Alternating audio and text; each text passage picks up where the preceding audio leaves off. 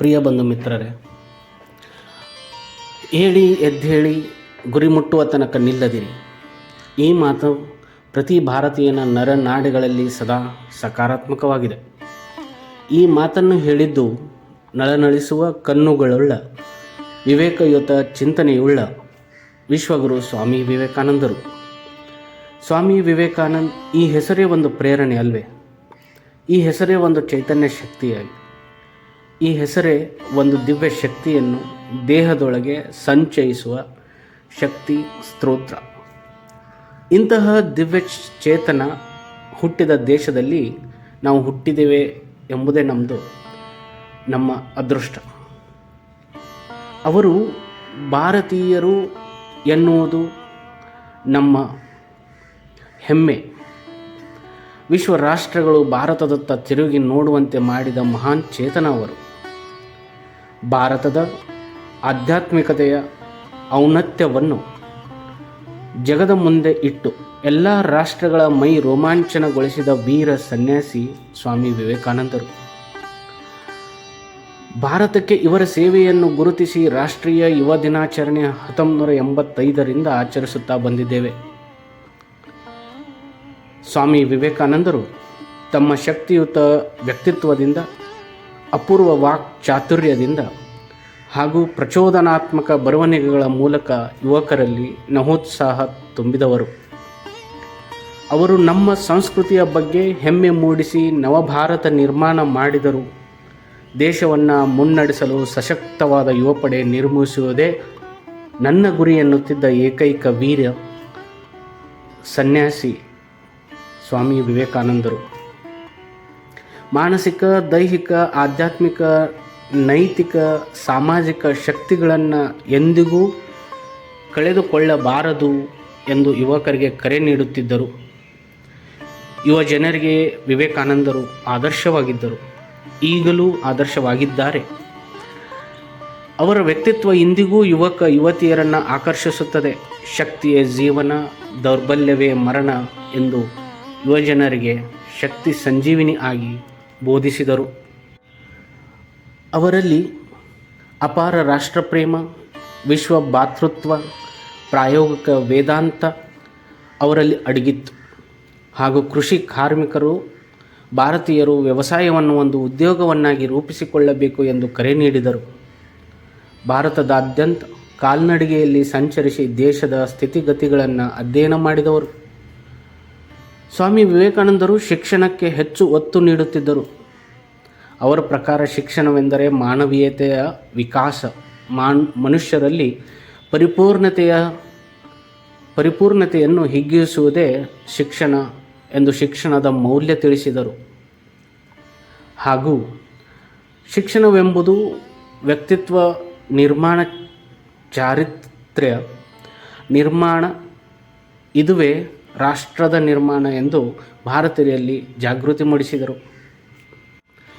ಬಂಧು ಮಿತ್ರರೇ, ಸ್ವಾಮಿ ವಿವೇಕಾನಂದರು ಹೇಳುವ ಅದ್ಭುತವಾದ ನುಡಿಗಳೆಂದರೆ, ನೀವು ಯಾವುದೇ ಕೆಲಸವನ್ನು ಮಾಡುವಾಗಲೂ ನಿಮ್ಮ ಮನಸ್ಸು, ಹೃದಯ, ನಿಮ್ಮ ಸರ್ವಸ್ವವನ್ನು ಆ ಕೆಲಸಕ್ಕೆ ಕೊಡಿ ಎಂದು. ಈ ಜಗತ್ತೇ ನಿಮ್ಮದು, ನಮ್ಮನ್ನು ನಾವು ಗಟ್ಟಿಗೊಳಿಸಲೆಂದೇ ಇರುವ ವ್ಯಾಯಾಮ ಶಾಲೆ ಎಂದು ಯುವಕರಲ್ಲಿ ಉತ್ಸಾಹ ಚಿಲುಮೆ ತುಂಬುತ್ತಿದ್ದರು.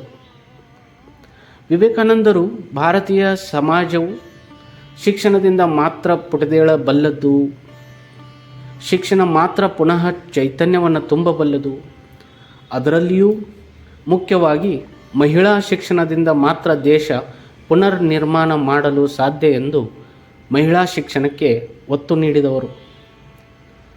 ವಿವೇಕಾನಂದರ ಗುರಿಯನ್ನು ಒಂದೇ ಸಾಲಿನಲ್ಲಿ ಹೇಳುವುದಾದರೆ, ಹಿಂದೂ ಸಂಸ್ಕೃತಿಯ ಉದಾತ್ತ ಧ್ಯೇಯಗಳನ್ನು ಮತ್ತು ಅದರ ಕುರಿತು ಜಾಗೃತಿ ಮೂಡಿಸುವುದು. ಅದಲ್ಲದೆ ವೇದಾಂತವನ್ನು ವೈಜ್ಞಾನಿಕ ಮತ್ತು ವೈಚಾರಿಕ ರೀತಿಯಲ್ಲಿ ಹೇಳುತ್ತಿದ್ದರು. ನಮ್ಮ ಸಂಸ್ಕೃತಿಯ ಶ್ರೇಷ್ಠತೆಯು ಎಲ್ಲದಕ್ಕಿಂತ ಹೆಚ್ಚಿನದು ಎಂದು ಯುವಕರಲ್ಲಿ ಕಿಚ್ಚು ಹಚ್ಚಿದವರು.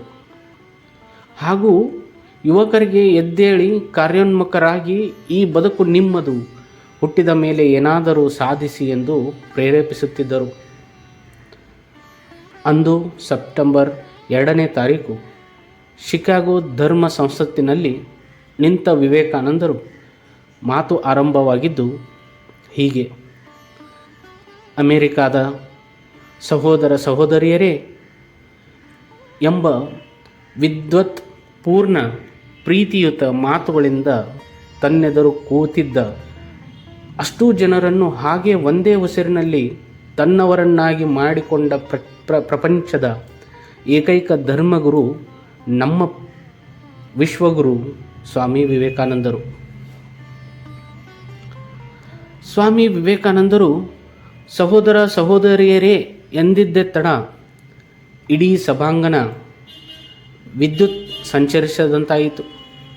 ಎಲ್ಲ ಸಭಿಕರು ಎದ್ದು ಕನಿಷ್ಠ 3-4 ನಿಮಿಷಗಳವರೆಗೂ ಚಪ್ಪಾಳೆ ತಟ್ಟಿದರು. ಕೇವಲ 15 ನಿಮಿಷಗಳ ಪುಟ್ಟ ಭಾಷಣದಲ್ಲಿ ನಮ್ಮ ಸನಾತನ ಹಿಂದೂ ಸಂಸ್ಕೃತಿಯ ಮೂಲ ಆಶಯ ಮತ್ತು ಉದಾತ್ತ ಮೌಲ್ಯಗಳನ್ನು ಅನಾವರಣ ಮಾಡಿದರು. ಮರುದಿನ ಎಲ್ಲ ಪತ್ರಿಕೆಗಳಲ್ಲಿ ದೂರದ ಹಿಂದೂಸ್ತಾನದ ಯುವ ವೀರ ಸನ್ಯಾಸಿಯ ಸಿಂಹಗರ್ಜನೆ ಎಂದು ಹೊಗಳಿದವು. ಗಂಟೆಗಟ್ಟಲೆ ಭಾಷಣ ಮಾಡಿದ ಮಗೆ ಬೀಗುತ್ತಿದ್ದವರಿಗೆ ನಮ್ಮ ವಿವೇಕಾನಂದರ 15 ನಿಮಿಷದ ಭಾಷಣದ ಮುಂದೆ ಕಾಲು ಕಸದಂತೆ ಮೂಲೆ ಸೇರಿತು. ರಾತ್ರಿ ಕಳೆದು ಬೆಳಗಾಗುವುದರಲ್ಲಿ ವಿವೇಕಾನಂದರು ಧ್ರುವತಾರೆಯಾದರು. ಇಂತಹ ದಿವ್ಯ ಪುರುಷ ನಮ್ಮ ದೇಶದಲ್ಲಿ ಹುಟ್ಟಿದ್ದು ನಮ್ಮ ಪುಣ್ಯ. ನಾವೆಲ್ಲರೂ ಅವರ ಆದರ್ಶಗಳನ್ನು ಪಾಲಿಸುತ್ತಾ ಮುನ್ನಡೆಯೋಣ. ಅಂತಹ ದಿವ್ಯ ಚೇತನರನ್ನು ಈ ಭೂಮಿಗೆ ತಂದ ವಿಶ್ವನಾಥ ದತ್ತರಿಗೆ, ತಾಯಿ ಭುವನೇಶ್ವರಿ ದೇವಿಯವರಿಗೆ ಇಡೀ ಮಾನವ ಕುಲ ಚಿರಋಣಿ.